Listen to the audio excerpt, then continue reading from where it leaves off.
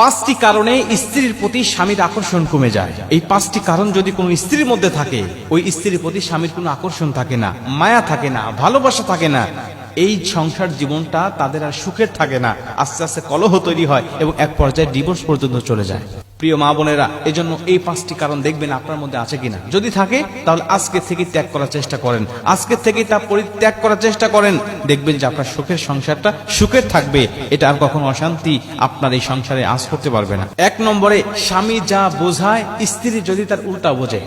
স্বামীর থেকে স্ত্রীর বুঝ যদি বেশি হয়, স্বামীর কথার প্রতি কোনো আনুগত্য যদি না থাকে, স্বামী একটা কথা বলছে, আপনি পাল্টা যুক্তি দিয়ে বলছেন, না তোমার কথা ভুল, তোমার কথা মানি না, আমার কথাই সত্য, এটাই যুক্তি, সঠিক যুক্তি, তোমার যুক্তি ভুল, এমন যদি হয়, এই স্ত্রীর প্রতি স্বামীর আকর্ষণ আস্তে আস্তে কমতে থাকে, তার প্রতি কোনো মায়া থাকে না, আস্তে আস্তে কমতে থাকে এবং কমতে কমতে এমন পর্যন্ত চলে যায় যে তার সাথে সংসার করার ইচ্ছা, আগ্রহটাই একসময় মরে যায়।